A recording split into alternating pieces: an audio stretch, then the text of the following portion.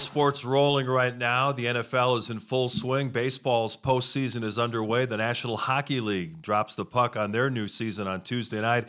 And the NBA preseason has begun. Welcome into a brand new edition of the Gimme the Hot Sauce podcast. In case you're keeping track at home, this is episode 150. Stacey, they said we'd never make it. Yeah, they did. They were wrong. And we just keep chugging along, and we're going to have 150 more. And one guy who didn't make it is Timmy Whispers. If you're watching on YouTube, you don't see that red face over on the far end there. He's at some trade show. At least that's what he told us. I don't know. Hey, listen, that's how he makes his money on the side. He goes to these trade shows, and he dances with no clothes on. Yeah, he's a stripper by night. Wow, Whispers. His little red body. Yeah, you always wondered about him. Now you know. Yeah. The truth can finally be told. He's at a trade show doing his thing. Oh, man.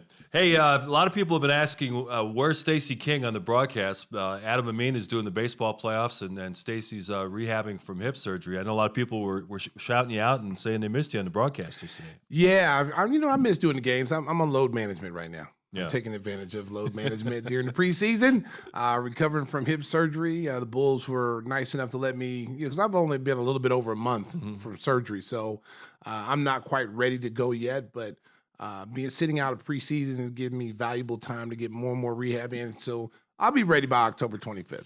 There you go, and I know you watched the game, obviously. The first quarter especially was fun to watch. Bulls outscored Milwaukee 30-21. They were really pushing the ball up court, good ball movement, and really unselfish play from the starters. Well, it really looked like the pace with Kobe White as a point guard was really fast. He pushed the ball, got him in the early offense. They got a lot of quick, wide-open threes. Didn't knock a lot of them down, but they got good shots. That's the whole thing you want to see. I think the key right now is for this team to maintain that level of play, because that's the way you're going to have to play. They got to get away from that isolation ball. There's going to be times where you can't isolate to take advantage of matchups. But when you're playing, trying to get out in transition, you got to get out and get some easy baskets, some threes, some dunks. And I like what I saw. I saw a lot of love on social media for Kobe White yesterday, and it was kind of like people forgot, this guy's been on the team. This is his fourth year, or his fifth year. So it's like, he's been around, and if you've been listening to our show regularly, Stacey's a big fan. And I think that the thing that's really helped is he's worked the last two off seasons to tighten up his ball handling. Billy Donovan even mentioned the fact that, his drive and kick game has improved, his ability to find open shooters has improved. He is a starting caliber NBA point guard. It's always like, well, who are we going to start at point guard? Well, you got the guy on your roster. And I think that was one of the reasons they wanted to see. They gave him an opportunity when he's been given minutes. His first couple of years, he was an off guard. They had him at the 2 position, and so he was shooting threes and, looking to score off the bounce. His handles weren't where they're supposed to be. You got to remember, Kobe came out early. Like, he still had years that, he came out after his freshman season, he still had a couple of years left at North Carolina, so he wasn't fully developed. His game wasn't where it needed to be at the NBA level. He still had the skills to be able to go up and down the floor. He could shoot the basketball, but as far as the overall knowledge of how to run a team, because North Carolina, he was just get the rebound, kick it to Kobe, and let's run. Yeah. And you can't do that in the NBA. You got to be able to set up your teammates. You got to be able to get your offense when everything breaks down. I can get to the basket. I can create for my teammates. And I think it took him a little longer to figure that out. And I think working with his dribbling coach, I said, man, the last season and a half, you could tell a big difference in the way he dribbles the basketball. I know some people think it might be better to bring a guy who can score like Kobe White off the bench and maybe start a defense-first guy like Javon Carter with DeMar and Zach and Vooch. What's your thoughts on that? No. I think Kobe's been in that role long enough. I think he's shown the ability to run the team. And, yesterday you got a small glimpse of what he can do. He's forcing DeMar and Zach and Vooch to play at a higher level. When you got guards that are going to walk the ball up the floor, that allows those guys to walk up down the floor. This team is too athletic not to be getting more fast breaks, play at a higher pace, and Kobe gives you that. Now, not saying anything about Javon. Javon is I like that combination of Javon and Alex Caruso at the guard spots. Mm-hmm. Those two guys defensively can change the whole complexion against a second unit. They can get after guys who may not be solid ball handlers, the second guard of a team. You put Javon Carter picking you up full court, and you got AC causing havoc, taking cookies, and then you got, Drummond down there rebounding and blocking shots. I like that with Torrey Craig too. I like that defensive unit. And then you kind of flow with either Zach LaVine in that second group or DeMar DeRozan in the second group that start the end of the quarter. Yeah, I noticed you mentioned on Twitter yesterday that you don't really want to see 5 starters out, 5 subs in. It's best No. to make sure that you got another elite scorer on the floor at all time, and you can stagger DeMar or Zach and let them play with that second unit. Well, that's the trend of the NBA now. I mean, even Phil Jackson used to do that. He'd always keep Scotty in there with the second group to keep continuity in the offense and keep a flow going, and then also giving you a guy that can, when the shot clock breaks down, he can get you a bucket. So teams have gone to that, and I think it's important because Billy Donovan has always used DeMar DeRozan with that second unit, and so I don't see that changing this year. And it gives him more scoring opportunities and opens up for everybody else. One of the interesting things from last week's media day, Nikola Vucevic kind of shared with reporters some of the background with his negotiations with the Bulls on a new contract. And he said, yeah, he wanted the money, of course, but he also wanted to get a more defined role. And we saw just in a short burst yesterday where they would bring him up to the elbow, do a little short roll on pick and roll, and then use him as a facilitator to kick it out to the shooters on the wing. And I think that, he referenced Nikola Jokic a couple of times during the media day ceremony, saying that I'd like to play like that guy. He's not trying to say I'm as good as him, but I can be used in similar ways. Well, I think everybody like to play like that. Well, listen, he's a very good passer. He has a really good feel for the game. He's probably the Bulls, best passer, besides Lonzo. He can give guys the ball. I think the key with Vooch this year, they got to mix it up. It's okay for him to be a facilitator, but if you're a small team and you're going up against a team who's playing small, you have to punish those teams. And there's going to be nights where we're going to say, if you're Billy Donovan, you're going to say, hey, Vooch, you're going to get about 15 shots in the post tonight. We're going to feed you all night long until you can't eat anymore. We need you in the post. We don't need you at the three-point line. Now, yesterday, he took 1 3-point shot, which, it was, in transition, flowing into it. I don't mind those shots. Yeah. It's where he camps out at the three-point line. He's waiting for a shot like a small forward. That's where I have a problem with it. I'd like to see him dive, set a screen, dive to the basket, go high-low action. When you look at Andre Drummond, Andre Drummond knows his role. He knows he's not a three-point shooter, so why am I at the three-point line? He'll set a screen, and he dive cuts. And when he dive cuts and he's going at such a speed and he cuts hard, even if he doesn't get the ball, Mark, he's creating scoring opportunities for someone else because if you don't guard him on that hard cut, teams are not going to honor that. So they just stay at home. But when you got a guy diving to the basket as hard as he dives, it forces teams to collapse. And then now we can swing the ball to wide open shooters. And then it's not just with big guys too. It's everybody on the team. And I was watching that. That's one of the things I wanted to watch at Milwaukee game is when you're not getting a play, how hard are you cutting? Yeah. It's like a wide receiver, Claypool. When Claypool wasn't getting – well, I knew the Bears talk was coming in sooner or later. But, Claypool wouldn't get the ball, and, he wouldn't sell it. He just jog out there. Yeah. That can't happen with this team. Everybody's got to cut hard. You got to set screens. You got to move. You got to try to – if I don't get the shot, I'll make sure you get the shot. And that's the mentality they got to have. Patrick Williams had a nice opener, knocked down 3 3-point shots, and was very offensive minded. He told reporters that his goal this year in year 4 is to look for his shot, try to be more aggressive on the offensive end. I know some pessimistic Bulls fans are saying, oh, yeah, well, we heard that last year. But, the kid's still young, and you hope that he gets a more defined role in the offense and takes the shots when they're there. Well, some of the things I've liked, and I've liked since he's been here, Mark, is him getting the ball off the glass is starting to break. I saw a little bit of that against Milwaukee. I saw him isolate a couple of times and use his speed and strength to get by guys and get to the rim. This is his year. Both him and Kobe, in order for this team to be a non-playing team and be a legitimate playoff team somewhere between 5 and 8, those two guys have got to play at a high level. And the veteran players have to allow them to do it. Billy Donovan has to allow them to play at a higher level because if you don't, you're back in the same situation you were last year where it's kind of ISO ball and we're going to ride DeMar as long as we can. We're going to ride Zach. Those guys can take pressure off those guys every single night. That means somebody's average is going to go down. That means somebody, because you're giving more shots to someone else. That means instead of someone getting 25 a night, you might get 23. Instead of 19 the night if you're Vooch, you might get 15.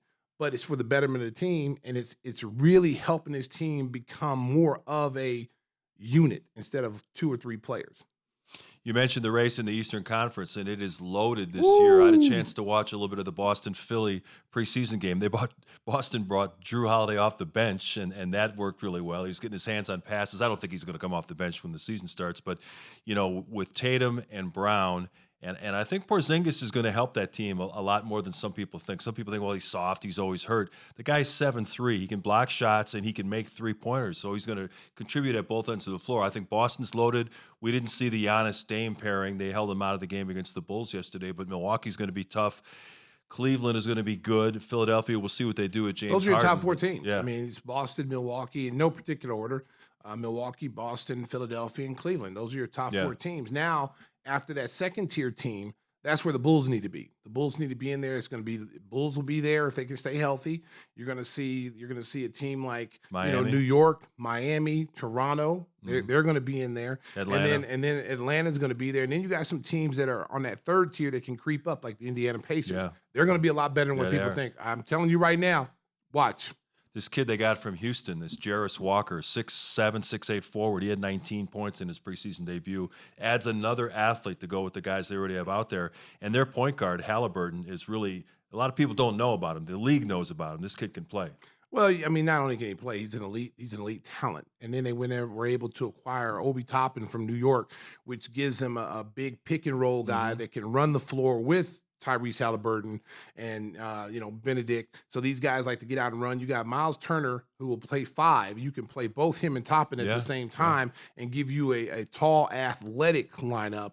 They're going to be a team, and Rick Carlisle is a great coach. He doesn't get a lot of credit, but I tell you what, he's a guy that's going to have these guys ready to play. We mentioned the Celtics. The question about their team really is their depth, but they signed Peyton Pritchard to a 4-year, $30 million extension. He had 26 points in that game. He was celebrating. He's like, I got Peyton. I'm going to have some fun in this game. There are certain guys in this league that you see play, and you go, man, if this kid had a bigger role somewhere else, he'd be a stud. And he's one of those guys. There's been summer league games where he scored 90 points in a summer league game. He's had some big games in Boston. That's the reason why they were able to move Marcus Smart and try to position and get some better players. They recognize how good Peyton Pritchard is. There's no way in the world if they didn't have confidence in Peyton Pritchard, they would have let him go. He could walk. They wouldn't even honor that rookie contract. They gave him $30+ million for 4 years because they recognize the kid can play. We're going to have Mark Grote on to talk Bears in just a little bit, but since we've got a little bit of time before Mark's available, if you're watching on YouTube, you see the gold hat in front of Stacey in honor of the big Oklahoma win in the Red River rivalry on Saturday. There we go. That was impressive. That quarterback really impressed me with his toughness and his ability to make big plays in the clutch. America, I've been trying to tell y'all they've been sleeping on the Sooners for the longest, all right? See the gold hat right there? They sent this to me. The gold hat, they sent this to me because I'm one of the biggest alumni.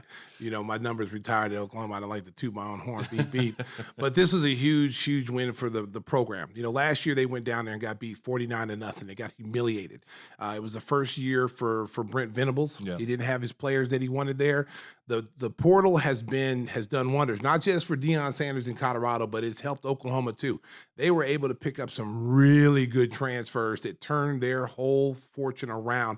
Their offense and defensive line was unbelievable in that Texas game. Because you remember Texas and Alabama, Texas dominated the front line against Alabama. They were sacking a quarterback. Alabama couldn't run on them. So they were talking about them being one of the best best defensive lines in the country. And they didn't get any sacks. They didn't put the pressure on Gabriel. Gabriel was just running around doing what he wanted to. And the score probably should have been worse than what it was, America. We let him back in the game at the end, But at the end of the day, we got beat 49-0. We came back. We got the gold hat. And you see, they sent it to me. I'm just happy. They sent it to me. There's like little gold hats on Kobe right now. But, I'm happy with my Sooners. We went from 12th to 5th. That's a good job. Nobody picked Oklahoma to win that game. Nobody except me. Yeah. Okay, I know fans probably saying, Stacey, if they had lost, they should have said it with the Texas. You're right. You're right, America. I would have, but I went to Oklahoma. I'm proud of Sooner. Yeah. Look at that rankings. How about that last drive? Texas kicks a field goal to go up 3 with about a little under 2 minutes left, and they went down there like a hot knife through butter. It was a fast break offense. I mean, I think it was like less than 2 minutes. Yeah, and with like no timeouts. And Gabriel. he's a Hawaiian kid. He played at UCF and was a stud at UCF. And he got hurt last year. He got hurt the game before Texas. I think it might have been different. We still probably would have lost, but wouldn't have got beat 49-0. Yeah. And so he got knocked out. I think it was the Kansas State game. He got knocked out with a concussion. So they put a freshman quarterback back there who had no experience whatsoever. And we got our butts handed to us. We had to listen to it for a whole year. We had to walk around with our tail between our legs. And you know what, America? Payback is a bitch. We came back and we beat the number 3 team in the country. They're talking about this team being a national championship caliber team. Yeah. And we proved once again the Red River rivalry. Don't count the Sooners out, baby. Yeah, Oklahoma's always able to find another quarterback. It's been amazing, their run of success. The guy that bailed to go with Lincoln Riley to USC, Caleb Williams almost lost in the game, the triple overtime game against Arizona. They were lucky to survive that one. I'm going to tell you something. It ain't the offense's fault. No, that's true. Their defense sucks. Their defense is awful. I don't know how you could be at such a big university with Lincoln Riley there and your defense and all the athletes that you get to come to SC. Yeah. How your defense is so average. They're averaging, I think, almost 30, 40 points a game they're giving up. And this Arizona team is a good football team, but it's not an elite football team. And for them to almost go into SC and beat them there, hey, give Caleb Williams kudos, because he has to play at a high level every single night. If they don't score 40 plus, they're going to have a hard time winning because their defense can't stop anybody. They can't even catch a cold. Okay, they can't stop nobody. And now USC has to make the trip to South Bend, Indiana to play Notre Dame, and the Irish are smarting after going on the road and losing at Louisville. They didn't just lose; they were badly outplayed in that game. Well, they were still hungover from that Ohio State game. Yeah. That was a tough loss for them. Not having enough men on the field at the end of the game, and then not even that, just letting them march down the field so quickly and giving up a big play to get down there with clock winding down. So they probably had a hangover from that Ohio State game. I expect them to be much better and more juiced to play SC because it's a rivalry game. They know how important this is. Yeah. They cannot lose another big game. They're going to be there. I mean, they're out of the championship series, the playoff. They're out of that. But there's still an opportunity. There's still a small light at the end of the tunnel because there's going to be some teams lose 1 or 2 games. Right. And the later you lose, the better opportunity for a team who's lost too early to move back in. Yeah, next year when the field expands to 12 teams, that's when it'll get really interesting to see teams with 2 and even 3 losses saying that, hey, we deserve a shot to be in the playoffs. I would know damn 3 losses. You ain't getting it. You don't get no chance. When a 12 team? Yeah, 12 team. No 3 teams. You got minimum 2 losses. You get 3 losses, you don't need to be in there. No, I agree. Yeah, that's terrible. Yeah. Unless you're going to do like the Division 1A where you're taking the 16 teams. Right. Okay, but no 3-loss team. No. Oh, hell no, Mark. Colorado gets back in the win column, beating Arizona State by 3. And Deion is going to load up for next year. This is a transition year, and they're going to keep building. Listen, he already got top recruits coming already. I know. And he's constantly he doesn't even have to recruit. Just the social media aspect of what they're doing is really helping them in recruiting, and then seeing how he really relates to the kids. I tell you what though, I saw Utah buy all their football team trucks. Oh, really? Did you see that? No, I didn't see it. The university bought every player on Utah. I think I don't know if they had to be like rotational players, whatever, but they all got like Dodge trucks. Like they bought like 40 of them. Now, if you're a walk-on, you probably got a smart car. You were the kicker, you got a smart car. But they got like some serious trucks. Now, that is hell of recruiting. With this NIL now, that is hell of recruiting. If I'm looking at Utah, I might not even thought about going to Utah, but I saw they got like a $60,000 truck. I might go there. Yeah, that's a pretty good inducement. This is where it's come to now. This is where it's come to now. It's like, who's got the most money? Look at it. There it is right there. That's a truck. Yeah, that's impressive. Yes, they gave out trucks like that to everybody. And they were all high-end trucks. They had computers in the car. I mean, it was sweet, dude. They tricked them out big time. Well, that dealership stepped up too. Oh yeah. Man. Oh yeah. Got some deep pockets. See, now, that many vehicles. See, back in my day, America, that was illegal. You've been riding in style. Listen, I took a pay cut when I came to the league. We're going to talk Bears coming up with our guy, Mark Grote, the Bears insider. They're coming off a big win over the Washington Commanders. Now get ready for a division matchup against the Minnesota Vikings, who are 1-4, just like the Bears. So it's going to be an interesting game on the lakefront. We'll talk about that with Mark. But first, I want to tell you about our good buddy, Jeff Vukovich. If you've got insurance needs for your auto, home, and business, make sure you contact the king of insurance, our good friend, nationwide agent Jeff Vukovich. You can reach him at jeffvuk.com. That's Jeff, VUK.com. The phone number you can reach him at 847-825-4783. And make sure to tell him that the folks at Gimme the Hot Sauce sent you. And he's got the best jingle in the business. Stacey's got the golden pipes. I know people were asking about that on Twitter as well. Yeah, I don't even think they sang it. Did they on the game?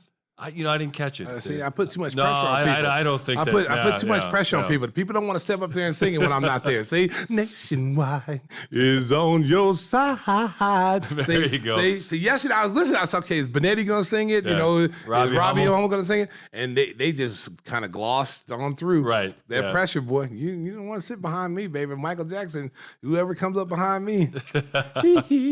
And, of course, Jeff's always going to get first-class treatment here. He supports all the Chicago teams, and we win or lose, he's always there. Out. And since Whispers isn't here, we don't have Christopher Walken to tell you how you get some hot sauce. You can find it at all your local Jewel Osco stores. Just look for it where you find all the best hot sauces. You'll see Stacey's product right there. If you can't, make sure you go to GimmeTheHotSauce.com. Use the code KING21 to get 21% off your first order. Since Whispers isn't here, I don't know what that Christopher Walken code is he made up. No, Walking Fire or something. Yeah, Walking Fire. I'll tell you what, we got 2 new flavors coming out in December. We got the King's Q coming out, and then we got the Chicago Fire, the ultra hot. Yeah. Hot sauce. When you talk about hot, that one's super hot. So that'll be coming out in December. And then we'll also we got some appearances that we've got scheduled with Jewel. We're going to be out in some of their stores and signing autographs and bottles of hot sauce. So coming out. Yeah, there you go. So if you're not in the Chicagoland area where you can't just run over to your Jewel Osco and get it, make sure you visit our website, GimmeTheHotSauce.com. And our guy Timmy will be back in the back closet packing that sauce for you, making sure he gets it sent out. He finally got it to Mark Grote, so Mark is coming up next. We're going to talk Bears, Vikings. That's next on Give Me the Hot Sauce. Give Me the Hot Sauce. A little bit disappointed our guy D didn't have the Bears fight song queued up and ready to go. I mean, come on, they don't win every week. Bear down, Chicago Bears. Come on, D, Cisco. What's going on in there? Cisco's eating a wing. He could care less. He got grease. He got chicken grease on his fingers. He's not even controlling the board right now. Wow. And the worst thing is he's eating it without Stacey's great hot sauce. Exactly. I mean, that's just and we got 1 million bottles in here. He ain't got no hot sauce on there. Come on. Boy, not a team player, man. Not a team player. But he's licking that bone, man. Yeah, he ain't lying. he like he on death row. Look at all that chicken on the table.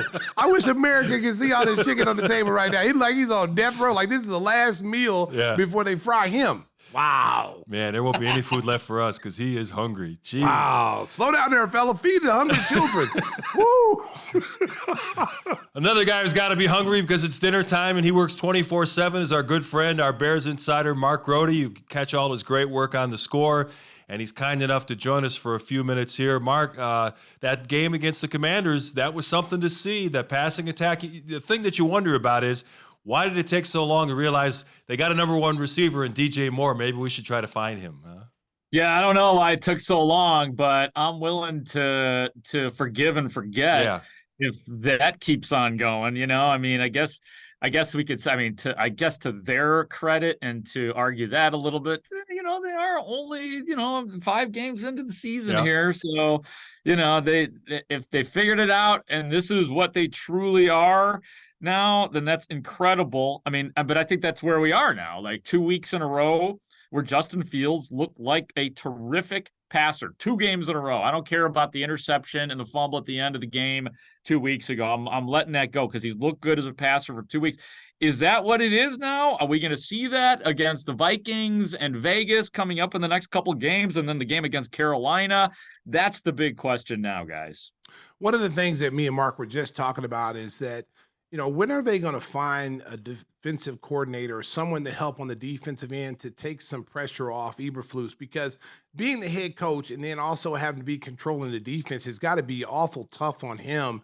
And maybe having someone come in that runs that Tampa 2 defense that they're currently running right now to help them out. Do you see that happening, Mark? Yeah, I think they are going to bring somebody in. I don't think it's going to be somebody to actually become the defensive coordinator. Today, Matt Eberflus offered up, we didn't even ask him, but offered up that they are looking for somebody to be something of an advanced scout for the defense, somebody who would help out with game plans, but not necessarily, probably not be involved with the day-to-day in terms of coaching guys up, and probably not involved with play calling. So while they are going to hire somebody to lighten the load in the scouting regard, I think that Matt Eberflus's plate will continue to be full on game day, as I am starting to get the feeling that he is not going to give up the play calling. Now, I will say that this week, while it was get well time for Justin Fields, it was a win for the team. It was also a hell of a game plan put forth by Matt Eberflus. I will say that in all aspects of the game, offensively, obviously he doesn't run a lot there, but I loved what Eberflus did, and that was gradually throughout the game against Washington on Thursday night, adding more and more pressure at the right time. So as many flaws as Eberflus has had, I thought he had a really good night on Thursday. You mentioned Justin Fields, 8 touchdown passes in his last 2 games. He ranks among the statistical leaders in the NFL in that category, in passing yardage, and a lot of other different categories. But Bear fans are still lusting for Caleb Williams, it seems. I know the argument is, well, you can't pass up that kind of talent on a rookie contract. But what do you think he's going to have to show the front office and the coaching staff over the final 12 games for them to maybe bypass a Williams or a May if they have one of the top 2 picks?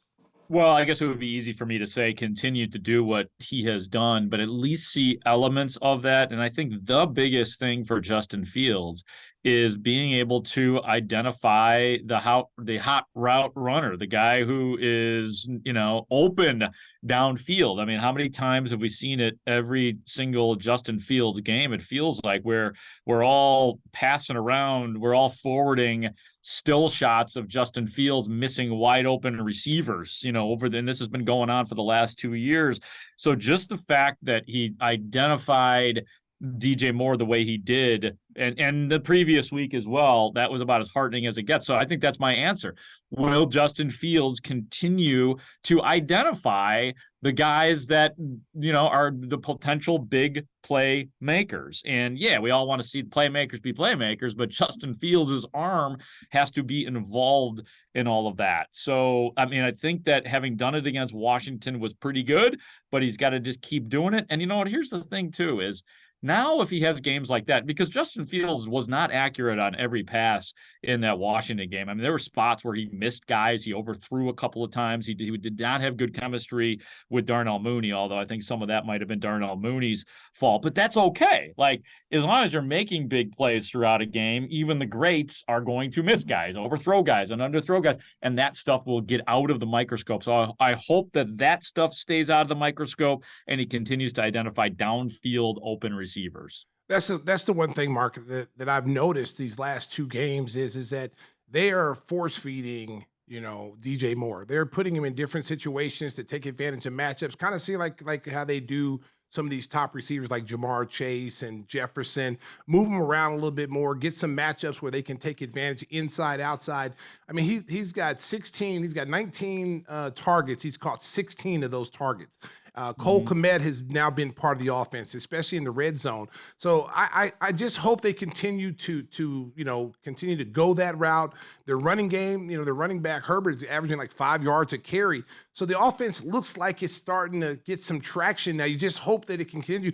And you got a Minnesota team that may miss Jefferson this week. Yeah, and also a Minnesota team that's just not that great either. I mean, they're coming back down to earth. The odds makers in Vegas were right about, at least early on, were right that Minnesota was playing over its heads last year. And this year, it seems like things are starting to even up. So, yeah, I mean, that is definitely a winnable game. And the thing about DJ Moore is they don't even have to force feed DJ Moore. DJ Moore is going to get like that. That was the whole thing, like in camp this year. And what I saw with my eyes every single day throughout the heat of camp was DJ Moore's trick is that he gets wide open. Like he doesn't like, of course, there's going to be times when you got to take a chance one-on-one and there's just a little bit of space, but he gets open. He runs routes about as well as I've seen a Bears wide receiver ever run routes. And then the guy gets the ball and goes. I mean, we saw him dancing down the sidelines and supposedly stepping out of bounds in that game, or he could have probably gotten close to 300 yards in that Thursday night game. Oof. So yeah, man, he's set. Yeah, seeing Cole Kmet catch a touchdown pass, that was pretty awesome. But I will end on this, Stacey, that you mentioned Khalil Herbert. The running back room is a mess right now, man. All those guys are hurt. They signed a guy that was on the team last year, Darrington Evans, and Deontay Foreman might get activated this week, but we'll find out later this week if any of the regular running backs are healthy. Yeah, I was going to ask you about the running backs. It looks like Foreman's going to get his chance to show what he can do. He was a pretty ballyhooed offseason signing, and he's been inactive most of the season, so he's definitely going to get his chance. You know, you mentioned the Vikings. Last year they were, 13-4, and they won all these close games. This year I think all of their losses are by one touchdown or less. So talk about regressing to the mean. I mean, they are really suffering. And you know, the comments out of Minneapolis-St. Paul today, well, we're not going to put Justin Jefferson back on the field until he's 100% healthy. You think they're trying to get in the Caleb Williams Bowl? Yeah, they just might be. I don't know if that's where they are with it, but I think that they definitely know that this is a team that needs some beefing up. And they, you know, I hate to use the word frauds because, look, man, the NFL is built that way, that you can get lucky in a year. And so there's been a lot of those teams hitting. I mean, you could put the Bears in that category from 2018 if you'd like, because there's been a gradual slide down and then eventually to where we are right now with that team as well. But yeah, no, absolutely, Mark. I mean, I'd all things equal, I'd love to see Justin Jefferson because I think Jalen Johnson's going to be back this week, and that would have been a fun matchup to watch. It's always a blast to see Jalen Johnson go up against those guys. But if you are interested in the Bears winning, and not everybody is interested in the Bears winning because of that right. Potential franchise quarterback, then I'm calling it right now, guys. The Bears are going to win 2 in a row. There you go. I agree with you. I think they will, especially if they continue to play the offense that they're playing. And then also the defense mixing up their defensive blitzes. And that's the one thing I noticed, especially these last 2 games, is that they're trying to put pressure on the quarterback in different ways. I saw Brisker, you know, he was blitzing sometimes. They were coming from different angles, cornerback blitz. And that really kind of sped the game up, especially against Russell Wilson. Now, that was Russell Wilson's a mobile quarterback. He's rolling around, and he was sometimes running into those blitzes. Yeah, I mean, how about you mentioned the corner blitzes? Greg Stroman from his nickel spot in the third quarter of the game against Washington on Thursday night, they dialed him up. He got free, finished at the quarterback, and that was a big play because Washington was starting to gain momentum at that time, and it started to feel like, oh my God, is this going to be like the Denver game overall again? That they're going to come back and stun the Bears and win this thing. So that quelled that.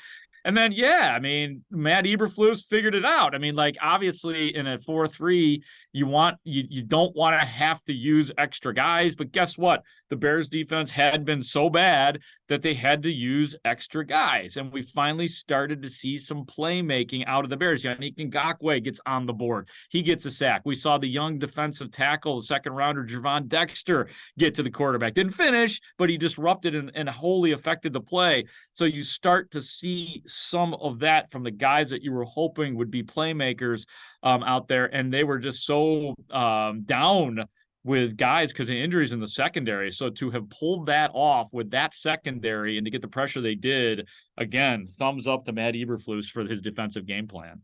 All right, Grotes, we're going to let you go. Before we do, though, which one of Stacey's sauces you like the best so far? Oh my God, I like the green. I forget what it's called. That's my favorite too. St. Pat's Verde. The St. Pat's Verde. I have not, but what I'm looking most forward to is busting out the barbecue sauce. It has not been unsealed yet. The barbecue sauce has not been unsealed. You'll like that too. You'll like it too. I might be going with that tonight. I've not made a dinner decision, so we could be looking at sweet meat tonight. We'll see. Sounds like good. A plan. Sounds good, Mark. Way to go there, bud. I'll be reporting back to you guys next week. All right. Mark Grote, our Bears insider. I'll see you in the press box on Sunday. Oh, awesome. Always right. love it when Shanowski's in the press box. Yeah. Take care, guys. All right, Take it so easy, long. Mark. Mark Grote. We got something special coming up next, a visit with a former Chicago champion boxer. That is next on Gimme the Hot Sauce. We are back, episode 150 of Gimme the Hot Sauce. We got a very special guest for you today. He's a Chicago guy, a former world heavyweight boxing champion, Fres Oquendo, who's kind enough to join us today. Tell our listeners the story of how you and Stacey first met. Man, it's interesting because me and my wife and kids, we just moved from Puerto Rico, because my countryman, my stablemate, Tito Trinidad, it's a possibility he might not retire or he might retire. So the whole country in Puerto Rico, they were like in standstill back then. That was back in 2002, 2003. And then, man, next the Pops retired and, gave me his blessings. And, I could have stayed in Puerto Rico trained with another trainer. But, I decided let me go back, home to my Chicagoland area and revisit the trainers over here, because I ended up, when I turned pro, I ended up going back to my country, to get the publicity, my country to back me, the first Puerto Rican heavyweight champ in history. It was a great honor, riding that ship while I was in my country, living there where I was born. But, I was raised in Chicago. Yeah. But it was a great thing, in Puerto Rico, seeing my culture back, even though I wasn't raised there, but, born there and meeting these iconic figures.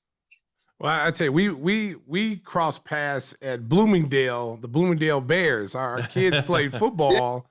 Yeah, our kids played football. My oldest son, my two boys and his son was playing at the Bloomingdale Bears football program. That's how we crossed paths on the football field. He came up, introduced himself, and I think he was a little bit shocked that I knew who he was. Like, right. He knew who I was, but I think he was shocked that I knew who he was because I'm a huge fight fan, so I knew exactly who he was. And I was all like starstruck talking to him. So it was real. It was a real cool experience. We've been friends since. Same here.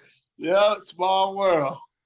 And who would have thought our kids been playing football? He's a boxer, I'm a basketball player. We got kids playing football. So who would have thought? That's awesome. That was iconic, man. That's a story you can't even make up. I'll tell you what, one of the things, I'm a big boxing fan. And, a lot of people who follow boxing, I don't think that they would, tell them a little bit about your amateur career. You're 105-5. That is an impressive record. You were Golden Glove champion multiple times up all the way through. Talk a little bit about your rise coming up through the amateur ranks before you turned pro. Well, I started boxing in 1987. I was 13. My dad took me to his house to watch the Sugar Ray Leonard versus Marvelous Marvin Hagler.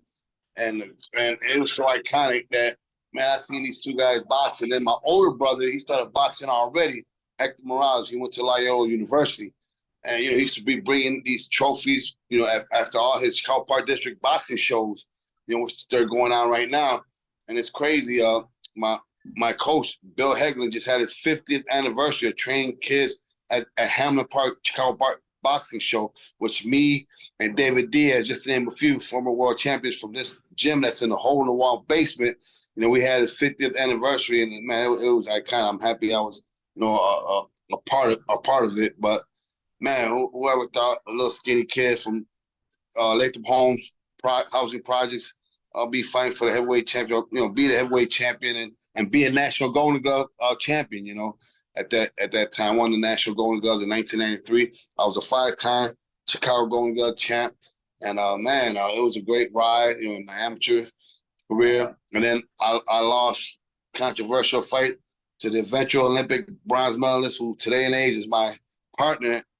And it helps me with all the youth that we train right now. Nate Jones from Cabrini Green Project. It's crazy. We had two of the best fighters in the country back, in the 90s, fighting for that spot to get to the Olympics. And we were just a mile away from each other. He was from the Chicago Cabrini Green Projects. I was from Latham Homes Projects, by Lakeview area. And, man, it's just iconic that me and him got together, saving a lot of lives, through my boxing programs. And here I am today, telling you the story that a lot of people don't know about Chicago.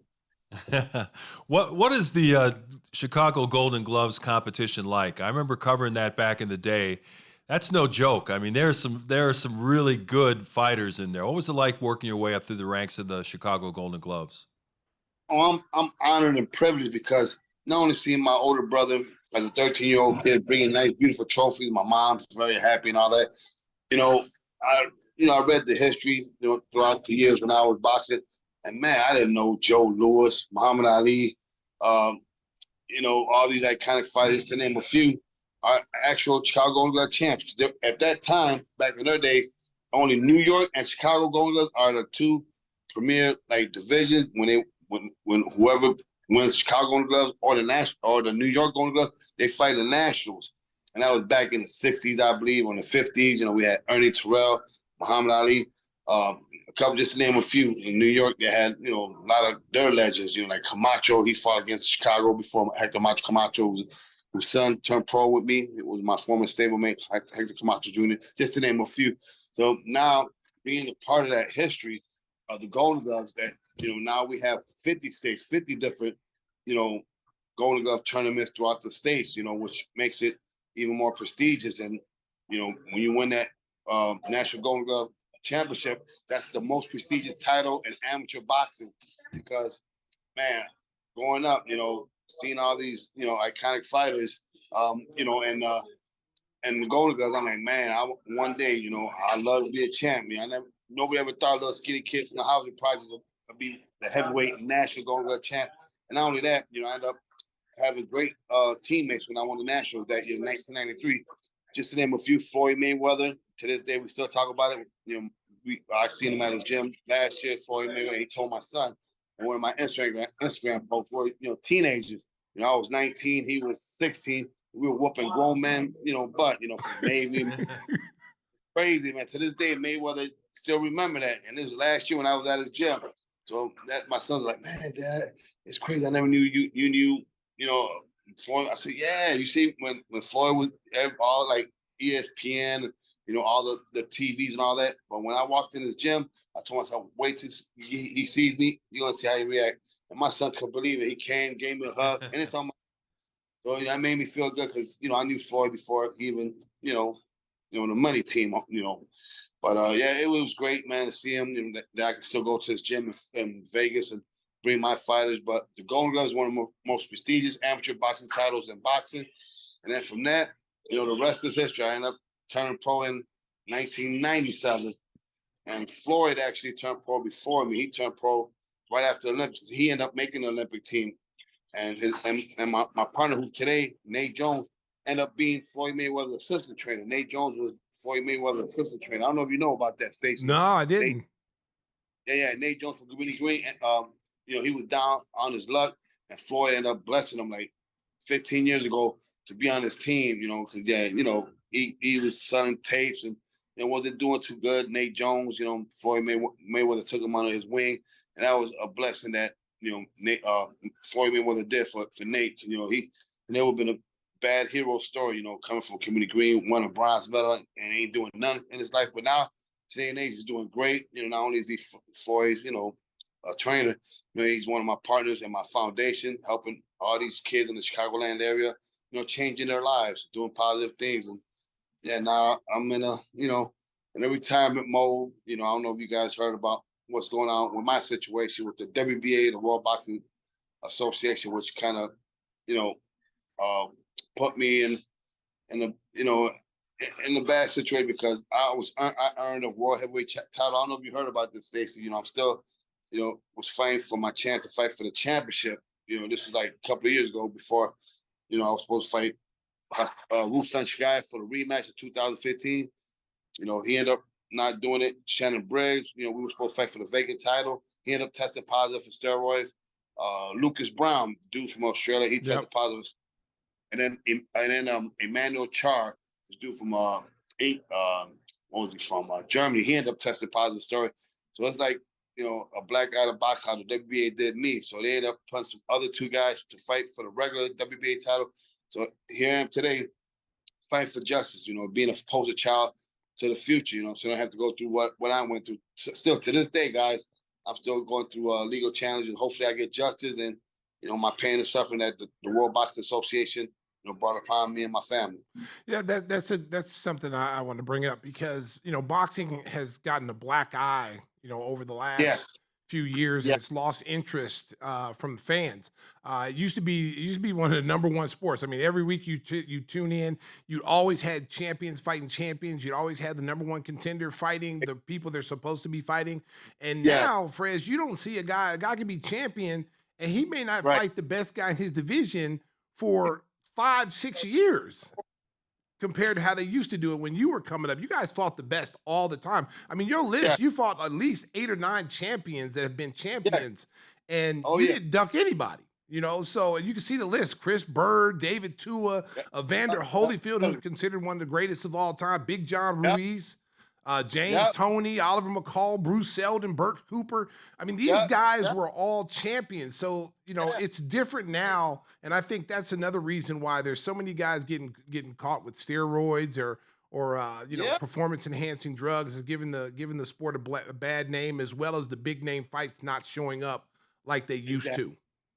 Yes, that's correct, Stacey, because, you know, like I said, you know, boxing, they call it a gentleman's sport. You know, we're supposed to keep it that way.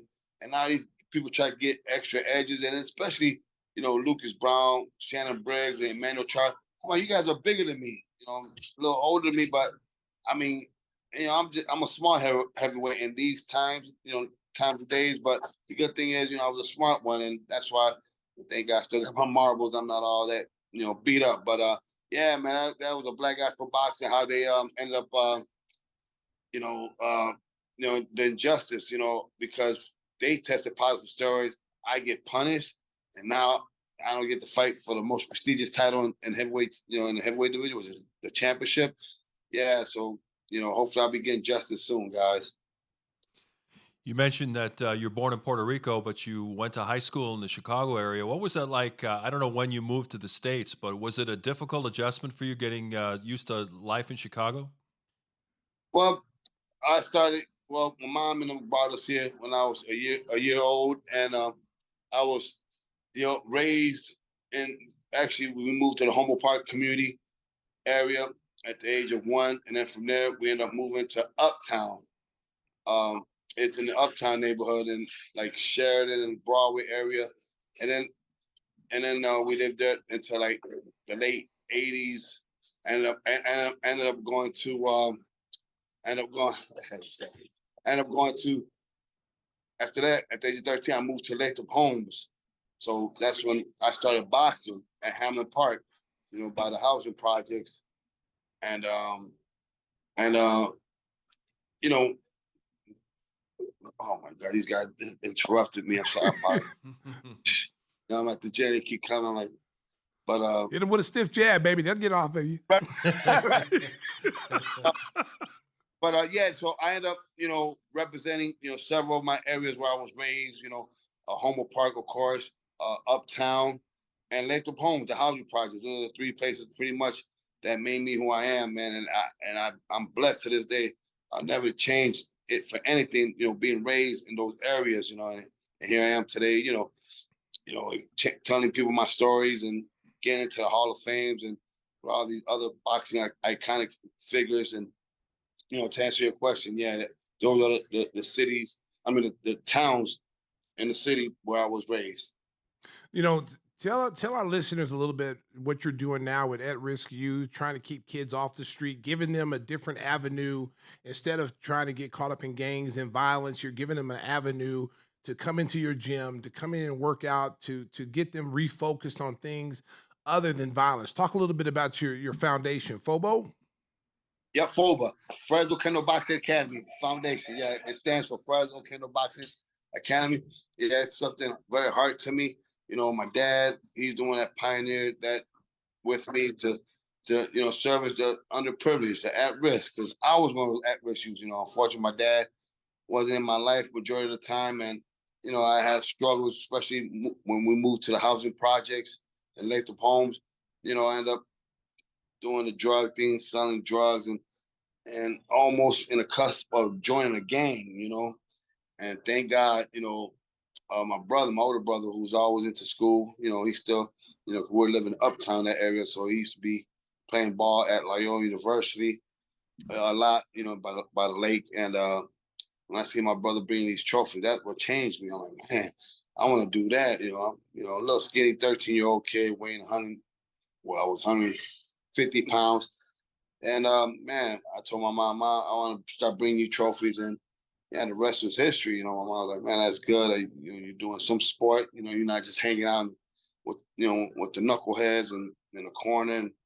And yeah, the rest was history, because it wasn't for boxing. I probably won't be where I'm at today. And then my dad, he wasn't in my life all the time, but he was a champion of second chances. So my dad gave me that motivation to do my own foundation to help these at-risk. My dad did help a lot of kids.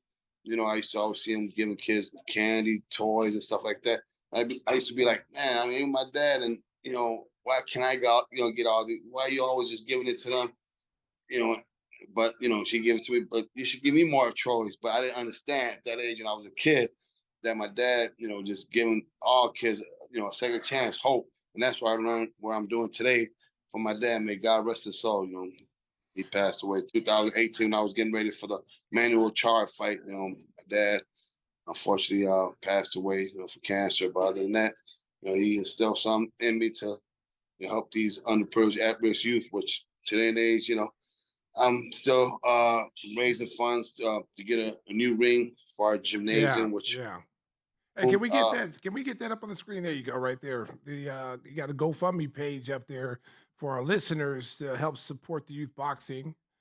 He's got a nice program here, and it's really good, because one of the questions that cause I watch you on the internet with the kids and stuff, and I really love what you're doing. But how hard is it to try to convince these kids nowadays, because they see how much money can be made on the streets? And it's the same when I go talk to kids about basketball and stay in sports.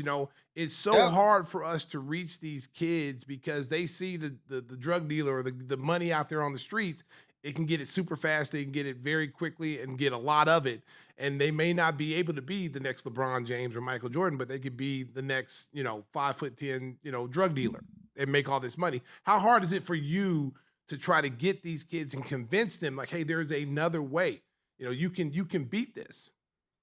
It's interesting you bring that up, Stacey, because we ended up partnering up with Aspira charter schools. They take care of a lot of at-risk, underprivileged youth in the Chicagoland area, and they have no discriminatory. Everybody's allowed, whatever country you're from. And it's tripped out, because I started there 7 years ago, and several of the kids that I was training, a lot of them, from bad backgrounds, no parents, a lot of gangs and crimes and all that. And I had a couple of them to this day, changed their lives, and they're like, man, boxing, gave me a lot of leverage, and gave them, a lifeline, because boxing taught me to say no to gangs and drugs. And I had a couple of my students that went to Hospital charter schools, and nowadays they're like, wow, Fred, thank you so much for giving me this opportunity, and I want a second chance, because a lot of these kids that to this day I work with, were those kids that was in drugs. A lot of them were in gang banging and all that, but boxing changed that story, and they knew a lot of my background story. I'm like a folklore legend in the Chicago housing projects. Which I was a drug dealer. I used to hang with the gang bangers, with the Land Kings, GDs, and four corner hustlers. But I told them that ain't where to go, and and they heard about me, through their parents. When I used to will and deal with their parents. Small world, like, holy cow! So you heard, your parents know. Oh yeah, they know you've changed and all that. So to answer that question, though, Stacey, yes, it was a little challenge, man. A challenge to get these kids to start boxing. But when they heard who I was, they heard it through their family and relatives. Like, damn, okay, and that made it a lot better. And a lot of their teachers, even the principal, like, man, whatever it is that you do, I mean, these kids, they've changed, and their grades getting better, this and that. So they needed these programs. That's why I tell these people, give boxing a chance. Boxing's not a brutal sport. It's not, because I know MMA, it's very brutal and all that, but boxing, they call it sweet science. It's a different ball game. So yeah, now they love them. Going on my 8th year with these charter schools and, changing lives, man, through boxing, especially more girls than boys, believe it or not. Oh, wow. Wow. That's awesome, my man. Well, Fres, keep on doing the great work you're doing with young people in the Chicagoland area. One of Chicago's very own former heavyweight champion. Thank you so much for joining us on Gimme the Hot Sauce. Really appreciate I'm coming to the gym, Fres. I'm going to give you some hot sauce, too. We're going to get you some hot sauce. So, still got the moves. Yeah, he still got the moves. I might use him as a bodyguard, baby. There you go. Yeah. I want to get Stacey ready for exhibition. Maybe you fight one of those. Hey, baby, listen. I want to go fight Jake Paul, baby. Me and Kendall. We want to fight Jake Paul, baby. There you go. That's what I'm talking about. All right, Fres, thank you so much for joining us. Keep up the great work. Spread the good word. Stay in touch, bud. All right, Fres Oquendo, our guest on Gimme the Hot Sauce. Before we get out of here, I want to go through one of our favorite segments. It's called What Are We Watching? Stacey, got any recommendations for the folks today? Oh, I watched The Equalizer 3 with Denzel. Okay, and, what'd you think? You know what? It was short. It Yeah. was a lot shorter than I anticipated.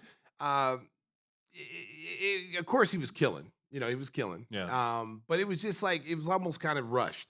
They brought back Dakota Fanning, who was in. If you remember Denzel in Man on Fire when he was the bodyguard for the little girl, Okay. that was Dakota Fanning. She's now an adult. She's in the movie. And they have a little dialogue with one another from the CIA days. We come to find out that she's a bigger role than what we thought at the end of the movie. She's related to some people that we didn't know. But it was kind of rushed a little bit. It started off killing and it ended killing. But it was like, Equalizer always had a story, and more Denzel time besides the killing. Because he always had these one-liners like, it's like, okay, 9 seconds. And he's doing his little watch. Right. And then he's killing people within 9 seconds. And it kind of got away from that. But it's still a good movie, but I thought it was a little short. Yeah. Yeah, one show that I've been watching ever since it came on, it's called Only Murders in the Building with Steve Martin Short, and Selena Gomez. It's a fun show. It's on Hulu. It's only about 30, 35 minutes an episode. If you're looking for something that's light, brings a smile to your face, a couple of laughs, it's a good show. They wrapped up season 3. They had Paul Rudd was in as a guest star, and it's a nice show. They've got a true crime podcast, so in the true vein of our show, follow a fellow podcaster. They're doing a good job with that, and I think they're going to do season 4 out in Los Angeles next year. It's currently set in New York. The other thing I was watching was that they've got a long-form documentary on the G League. It's called the G League Odyssey, where they interviewed a bunch of guys, and one of the people they featured in it was Denzel Valentine. And he really was telling a deep story about having to go back to the G League and all the injuries he's had and how tough it is, because those guys in the G League are making nothing. They're making $20,000-$30,000. No. And well, let me tell you something. $20,000 or $30,000. Go back and look at the CBA. Yeah. Go how much those guys were making. Right. So the CBA was the reason why there's a G League. Right. Okay. And they needed to go back to that and start that story on how everything transpired, how the G League got started. But yeah, it's people don't know what these guys go through. They're chasing a dream. I coached down there for 5 years, and you're not making any money. You're there for a reason. You're there to get to the next level, whether it's a player, coach, or front office person. And it's tough. I mean, you're flying commercial airlines, riding a lot of buses. I had a great time. Because I'm coming from like the penthouse. I'm coming from, coaching, being a player in the NBA and traveling first class, staying at Ritz-Carlton's to staying at the Motel 6. Right, yeah, some of the times you go to some of these hotels in like, Grand Rapids, Michigan, and you see yellow tape outside doors like somebody had gotten murdered there. I mean, some of the things you see on the road, eating a lot of times at Waffle Houses and, Sioux Falls, South Dakota, super cold, playing in really small arenas, The G League is a lot better now as far as where the teams are playing. There's a couple of CBA teams that are in the G League now. Sioux Falls is one of them. Yeah. Dakota, I think Dakota is another one of them. So they've got some carryovers. But I know what these guys go through. So it's an amazing story. You might check it out, America. Yeah, the G League Odyssey, it's on the Prime Network. If you watch it, one of the best things in there where they're doing the whole Denzel Valentine story is that they run the clip from you and Adam when he takes that long 3, and you're going, no. And you know what? I love Denzel. Listen, I'm gonna tell you something. Listen, America. I know Bulls fans. I know they're hard on Denzel. Yeah. Okay. Yeah. Denzel was. And he talks about that. Let me tell you something. Denzel was a bad college player. He's a hell of a college player. Player of the year. And I think some guys come in this league And you have to understand that you're not that guy that you were at that particular college. You got to find your niche. What is it that you do well?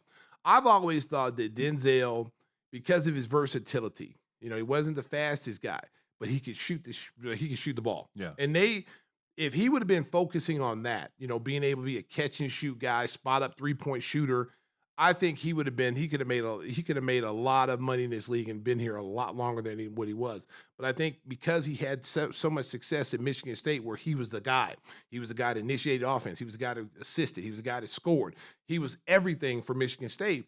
It's hard for guys to shed that role. I mean, when I came from Oklahoma, I'm averaging 30 points a game. Yeah. Like I'm a 2-time All-American. I come on a team that won 50 games before I even got on here. They didn't need me. They didn't need Stacey King. They didn't need B.J. Armstrong. I mean, they were on the cusp of winning anyway. Yeah. So my role had to change. Like my whole ego, I had to check my ego at the door. Like I could have walked in and said, "Hey, look, I average 30 points a game. What y'all draft me for?" But I want to win championships, so I had to make sacrifices in my game to fit it into what we were trying to do as a team. Now, if you win in championships, you can live with that. If you ain't winning, we're only winning 20-something games a year. That's hard to swallow. You know what I'm saying? It's hard to say, like, oh, I'm going to give up my game to a team that's only winning 20 games. I'll give up my scoring or whatever I need to do to fit into a championship caliber team. And a lot of guys don't want to do that. Yeah, and Denzel talks about this in the documentary, the fact that he was, college player of the year at Michigan State. And he came into the Bulls. He was the 14th pick overall, thought he'd step in and be a big contributor. And then for a variety of reasons, he came out of that team that had Gimme and Rondo and Dwayne Wade as a rookie, and that was a tough experience. And then he got hurt, missed a lot of time, and he said, things got on the wrong track. And then he had a lot of injuries. I remember when he came in to play over at the Sears Center, it's now Arena, he was hurt. He had a thumb injury, and he's with the Maine Celtics, and he's making no money. And you could see him walking in the arena just like with this dark cloud over his head, like whatever happened to me. But you know what? For it's a lesson for younger players is that you don't have this doesn't have to be it for you. You can't feel sorry for yourself when you get put in those situations. You got to go down to the minor leagues. Yeah, you were All-American. Yeah, you were Player of the Year, but you're not now. Yeah. So how do I get back there? What do I do to get myself back into position? Maybe I need to be a better defensive player. Maybe I need to be a better shooter. But I also say this too, Mark, is coaches have to know what a player's strengths and what a player's weaknesses are, okay? A lot of coaches in the NBA spend too much time worrying about what a guy can't do.